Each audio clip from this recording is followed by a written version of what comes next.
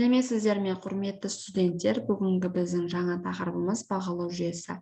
Сабақтың жоспары: бірінші бағалау тарихы, екінші бағалау түрлері. Ең алдымен бағалау тарихына назар аударайық. Бағалаудың алғашқы жүйесі Германияда пайда болған. Ол 3 ұпайдан тұрған. Олардың әрқайсысы разрядтарды білдіреді. Осы разрядтар бойынша оқушылар үздіктер, орташалар және нашарларға бөлінген.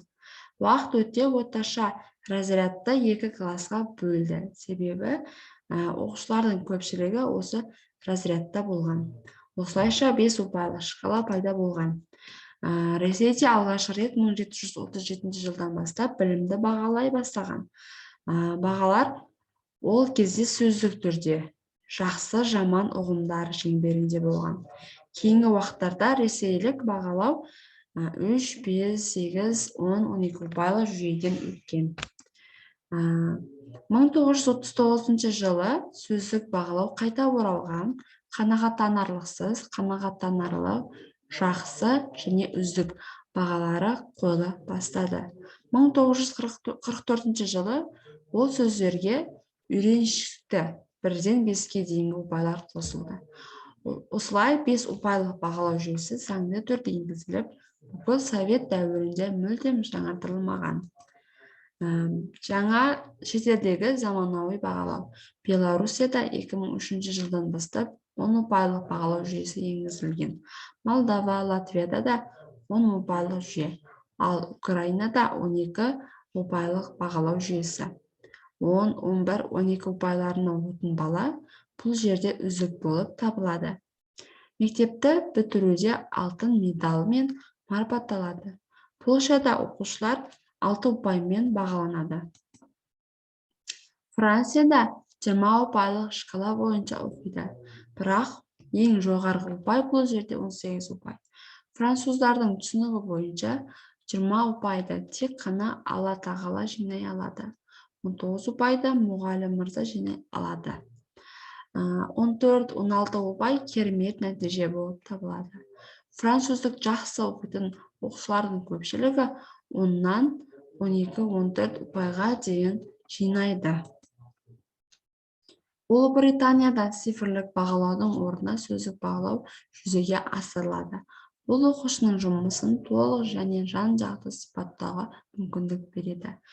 Бағалау формасының үлгісі: оқушының аты-жөні, оқу пәні, толтыру күні, сипатталып жатқан уақыт мерзімі, яғни 1, 4 немесе 12 апта.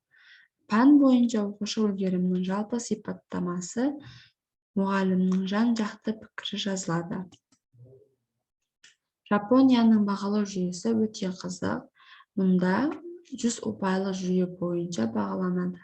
Бірақ оқушының білім деңгейі жеке бағаланбайды. 90 соңында бүкіл сыныпқа білім сапасының жалпы пайызы мен үлгерімнің орта ұпайы шығарылады. Бірақ соңғы кездерде мұндай бағалау шынайы емес деген пікірлер айтылуда. Сондықтан жуырда жапондықтар бұл бағалау жүйесінен бас тартуы мүмкін. Бағалау бұл оқыту нәтижесінде оқушылар нені біліп түсінді және осы білім түсініктерін қалай қолдана алатынын терең түсіну үшін түрлі дерек көздерінен ақпаратты жинақтау және талдау үдерісі болып табылады. Бағалаудың негізгі мақсаты: оқушылардың оқудағы жетістіктерін бағалаудың негізгі мақсаты алынған білімдік нәтижелердің алдын ала жоспарланған нәтижелерге сәйкестік дәрежесін анықтау. Ұмытпау жөн, оқушының өзі емес, оның жұмысы бағаланады. Ал бағалауда басты назарды жұмыстың кемшіліктеріне емес, жетістіктеріне аудару керек. Кемшіліктер екінші кезекте қарастырылады. Бағалау түрлері: диагностикалық бағалау бұл оқушының білім, білік, дағдылары мен құзыреттіліктері қалыптастыруының бастапқы деңгейін анықтау. Диагностикалық бағалау әдеттегідей оқу жылының басында немесе жаңа тақырыптың бөлімнің тараудың бірінші сабағында өткізіледі. Ұмытпа, диагностикалық жұмысты тексеру нәтижесінде алынған баға сынып журналына қойылмайды. Қалыптастырушы, яғни формативтік бағалау. Бұл баланың оқуын үздіксіз бағалау үдерісі. Қалыптастырушы бағалау бағасыз бағалау болып табылады. Ол критерийлерге сәйкес бағалауға негізделеді және кері байланысты негіздейді. Қалыптастырушы бағалау мақсаты оқу үдерісінің барысында мұғалім мен оқушы қызметін түзету. Қалыптастырушы бағалау оқу нәтижесін жақсартуға бағытталған.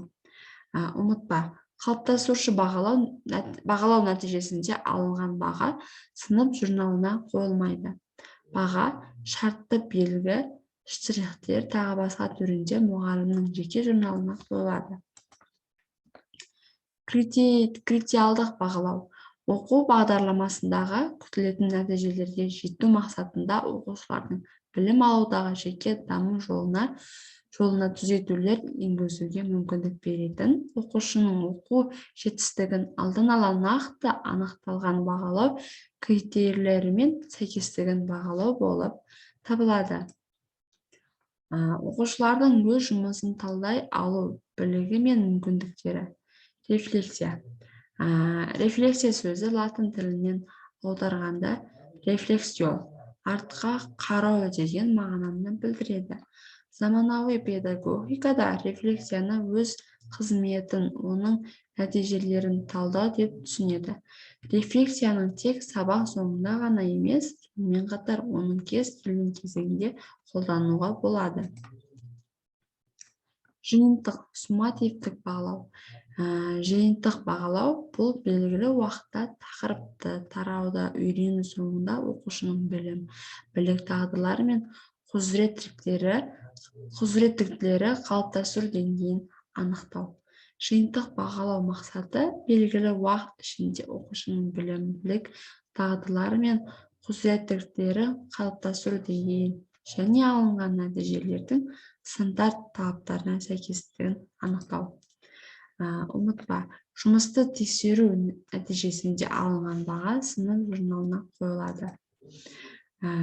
Және де бүгінгі тақырыбымызды қорытындылай отыра осы кестені толтырамыз. Бұл жерде мемлекеттер тізімі берілген, және де осы мемлекеттер қай жүйеде бағаланатынын жазып өту керек. Ресей, Германия, Латвия, Украина, Польша, Франция, Ұлыбритания, Беларусь және Жапония мемлекеттері берілген.